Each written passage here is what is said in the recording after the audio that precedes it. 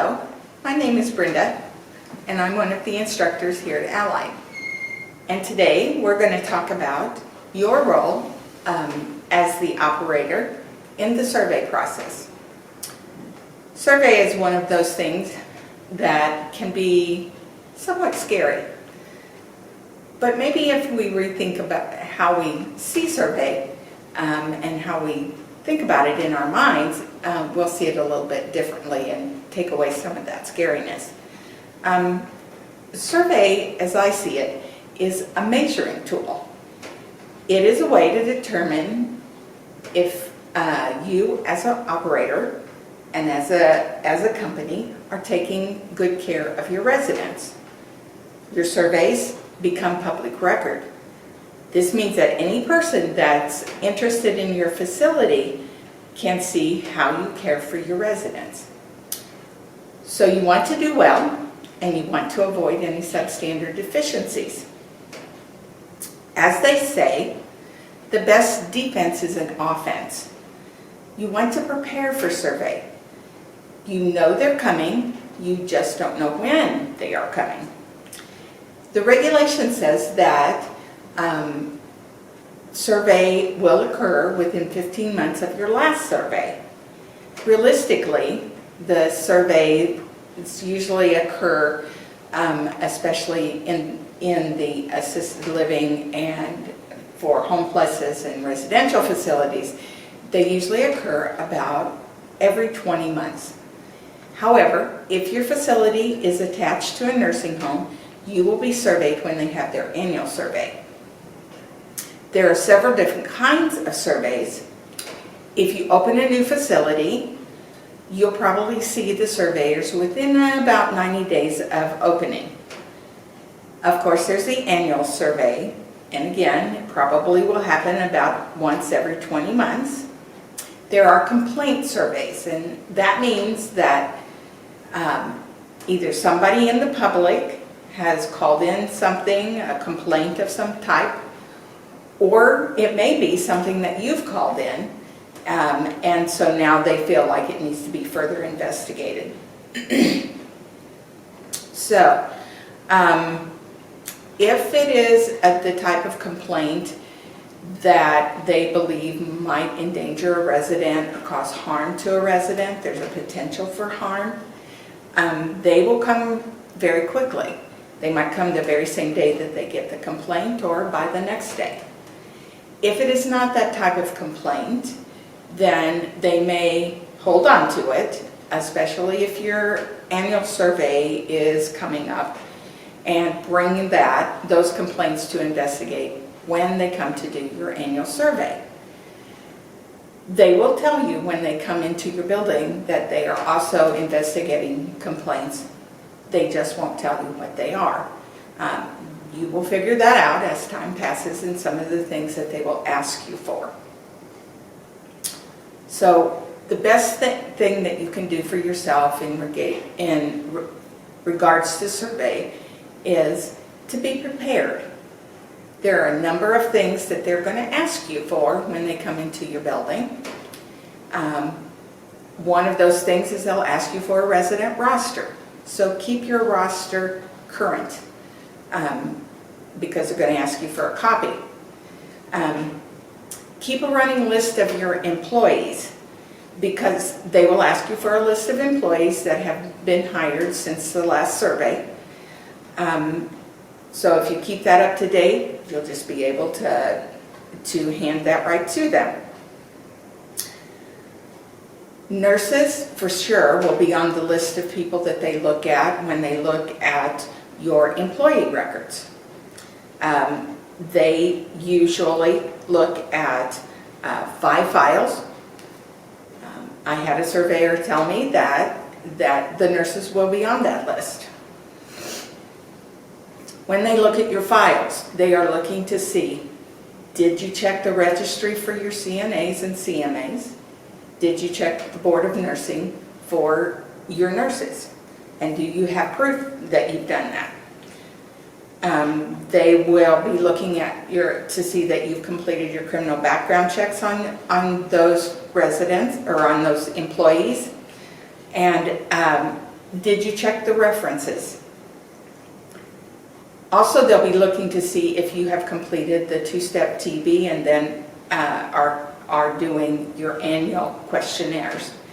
There is a shortage of TB serum, and so you have to at least, if you can't get the serum, you have to at least have the questionnaires in their file on an annual basis and follow up on those that might have some symptoms that might indicate TB. Probably the biggest reason why facilities receive deficiencies is because they fail to identify when a resident has had a significant change. Most of the time, those changes start out small. What I have observed often happens is that we notice a small change, the staff notice a small change, and rather than tell anyone about that, they adapt. You know, Mrs. Smith needs a little more help than she did, say, a month ago, so I'm going to give that help to her. And so then it can snowball. If something changes and we don't identify it, and it continues to go on, there can be, over time, a negative event occur because we didn't respond. So train your staff to first observe those small changes, and then to make sure that they let the nurse or yourself know about those changes. The most important thing is that you're going to follow up and you're going to investigate and see if you can determine what was the cause of that change. Is it something that was temporary? Is it something that you can that we do need to adjust to, or is it the beginning of a change in their medical status? An example of something that might be a small change but needs further investigation would be, say you have a resident who has been continent, but you notice that occasionally they're having problems with incontinence. Oftentimes what happens is the staff, they notice it, they just adjust, and so they start giving that resident a little more help and monitoring them a little closer. But they don't tell the nurse and they don't tell you, and so you may not be aware of it. It's important that they alert the appropriate person, the nurse, the operator, so that it can be investigated. It could be that this resident is having a problem with a UTI. It could be that their arthritis is acting up and they're having trouble getting to the bathroom fast enough, and so they're having some incontinence. If the situation is left untreated and it's not investigated, it can become a major change. Sometimes changes do occur. Sometimes there's not a way to bring them back to where they were, but our goal is always to have them function at their highest level. So we need to investigate, we need to follow through, and if we need to change our plan of care, then we do that. Another way that you can prepare for survey is to do mock surveys yourself. All the documents that the surveyors use are available online, so you can print them off and you can use them. Involve your staff in the process so that they can see what surveyors are going to be looking for. This helps to demystify the process and that the surveyor will use. Interview your staff using the format that the surveyors use. This helps them get comfortable with the questions that they're going to be asked. If you find a problem during your mock survey, write a plan of correction for yourself and fix it. No one is, and nothing is ever perfect all of the time. So you will find things, and that's how you're going to figure it out.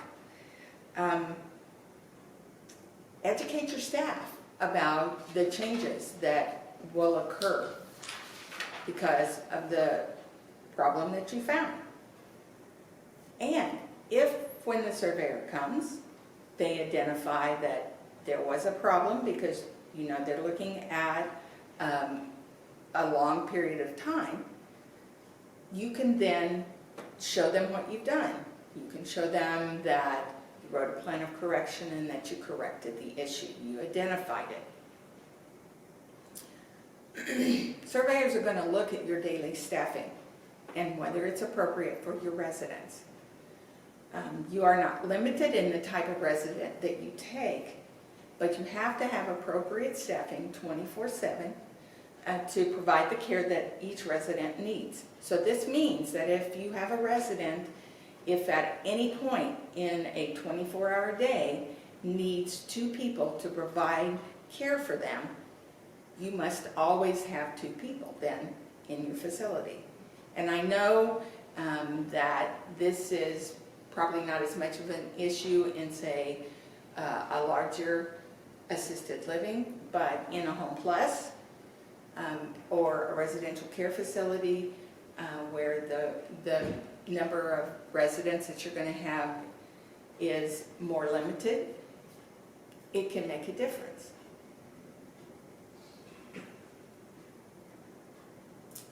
Make sure that you keep your staffing schedules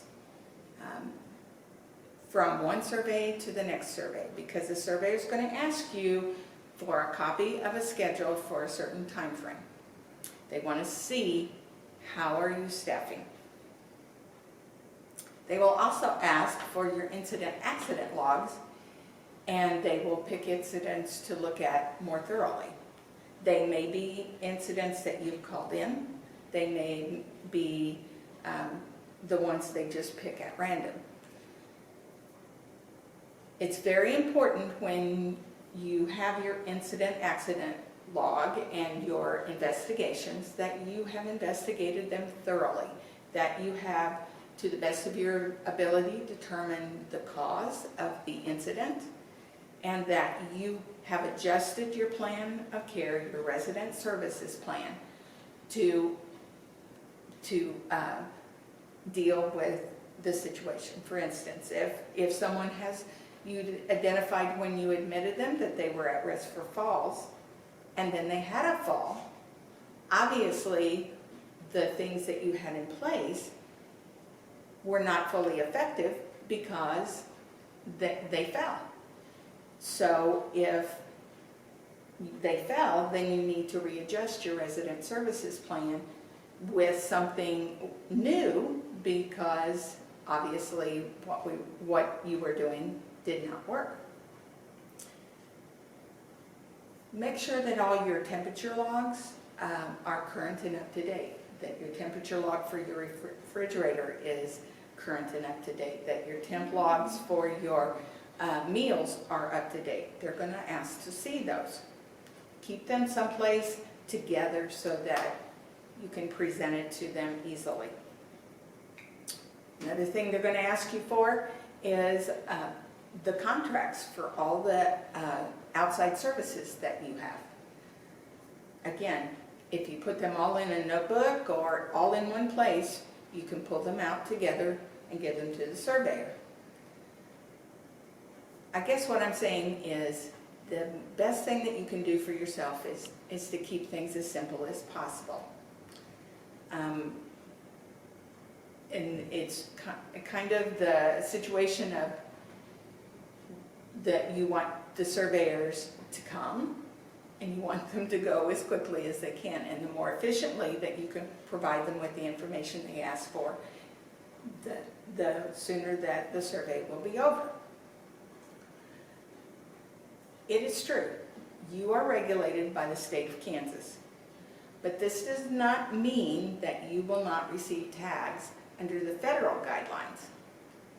If the surveyor identifies a deficient practice that more appropriately fits under the federal tags, they will cite you under the federal tags. So you need to familiarize yourself with the standard operating manual. I would recommend that you get a copy of your own. You can download it online, or you can buy a hard copy. It does make great bedtime reading, and it works better than a sleeping pill if that's something you need. It may sound a little silly, but you are the captain of your ship, so you must make sure that everyone else is doing their job. It is helpful to get into the habit of doing a walkthrough every day and look at the things that we've discussed. You cannot know too much. Talk to your staff, your families, and your residents. You will learn so much. The more you are available to your staff, and the more you are just genuinely available in the facility, the more likely it will be that your staff, your families, your residents will come and talk to you when they have a concern. And this gives you the opportunity to deal with the surveys and the complaints before someone feels they have a need to call it into the state.